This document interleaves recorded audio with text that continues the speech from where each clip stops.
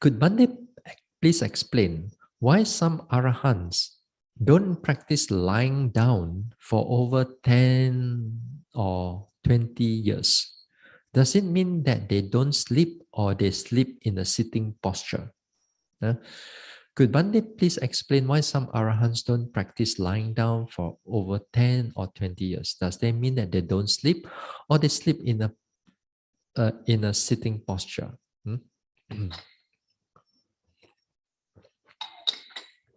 Now, this non-lying down, this one, it's called a form of a Dutanga practice, ascetic practices. Yeah. Ascetic practices means that you want to sever certain of our attachments, especially our attachment, food, comfort, and so on. So the Buddha lists down 13 types of ascetic development. Now, this 13 part of 13 Dutanga practices is part of an extension of Sila. Extension of Sila, because this one is outwardly, right? It's outwardly. So outwardly in the sense of a body. So in a way, it's a Sila practice, extension of Sila. Not every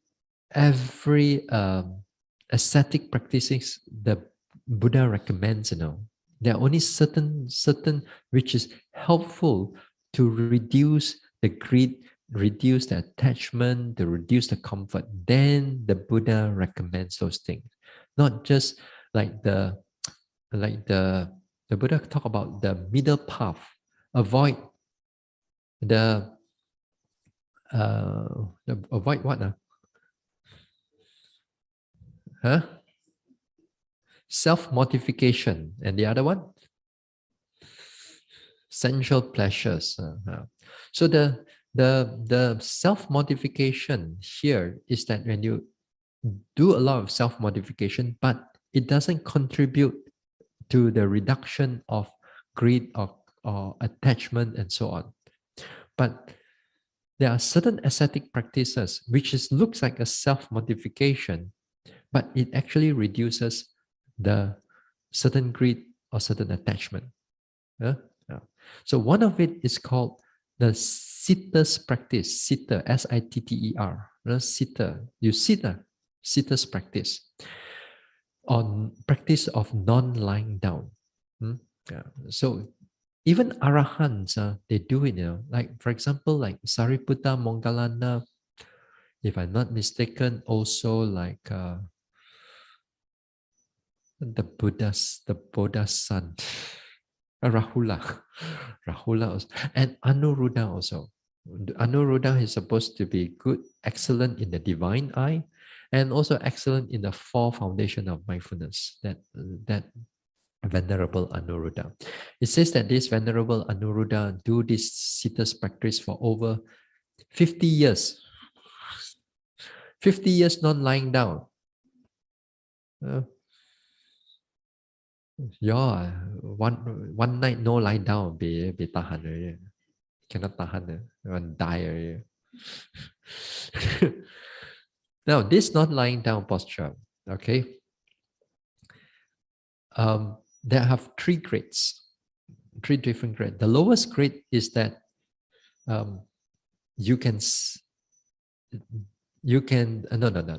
Let's put the highest grade first. The highest grade is that when you sit, you must not have anything that support your back. You can sleep. You can sleep while sitting. After all, you're doing it already. You're doing it in your meditation. Sit and sleep there. You're there. You're quite good at it already, in fact.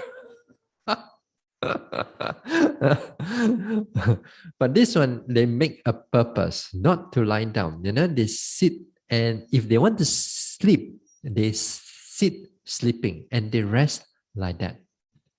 So it's not easy without the backrest and so on. So this is the first grade. Nothing to support also, there's nothing to support. Second grade is that you can have a backrest. You can have a backrest. You can have a chair also.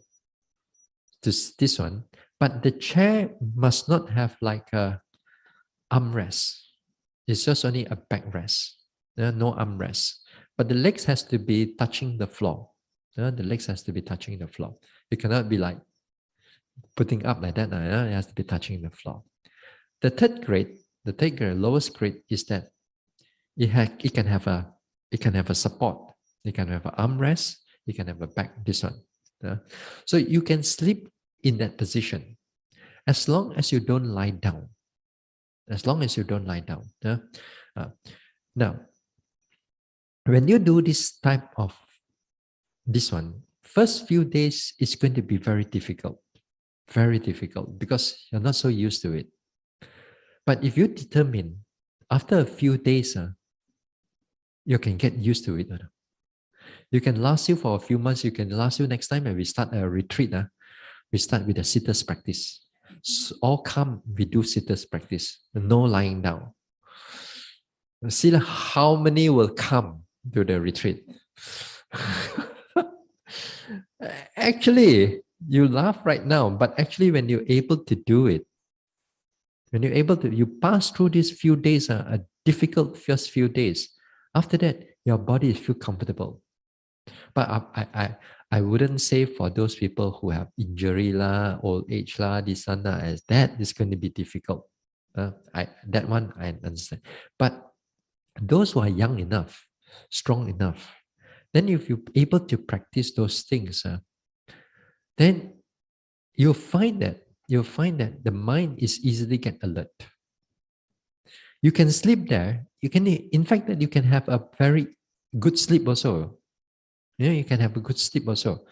And when you have that good sleep, you wake up also, you can able to meditate. You can meditate very well. Your body is strong enough actually. And after that, but the body get used to it. Actually, the body can meditate the whole trip. Like what you're doing over here. It's just that at night, you don't lie down on it. So when you do that, after some time, what will happen to you is that your attachment to lying down to comfort is very much reduced. You see a bed, because of your determination of not lying down, you make that determination you're not lying down. Then that time you get your mind is so strong in the sense that the sleepiness and so on doesn't affect you so much, unless of course you are tired. But the mind doesn't like for example, like after lunch, I have to take a nap. You want to take a nap, you sit and nap. Then the time your mind is always like in the ready for meditation. Then with that, in long term to come, your body energy and your effort, it's so remarkable is that that you're not easily get attracted to whether you are meditating or non-meditating time. You are so attracted to the bed, even after, let's say, for after some time, you gave up on the non-lying down. After you gave up, then the time also after that, you are quite okay. We are not so attached to all this type of sleepiness, laziness of the mind. You are always alert to do something. So it's a very good practice. And if you can able to do that also, if monks or nuns or people do that, then there are a lot of faith from people, others that you can see that you can actually able to do those type of things, the confidence arises in the devotees or in others. So that also is, in a way, it's a good side effect. So in a good side, it is a benefit for the yogi or the practitioner is that the non-attachment to the lying down. So anywhere you go, got bed, no bed, doesn't matter. You can sit and sleep. So it's good. So something like that. Okay, so that's about all on the Q&A. So we stop here for the night. We share merits. Idang me bhavanang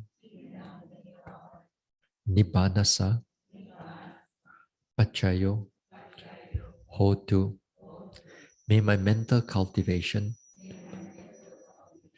be a condition for the realization of Nibbana.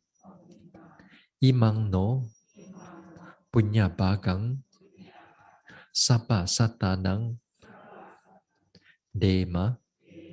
We share these merits with our departed ones, with all beings and all the devas. Sabbe satta sukhi hontu anumodantu. May all beings be happy. May they rejoice in these merits. Sadhu. Sadhu.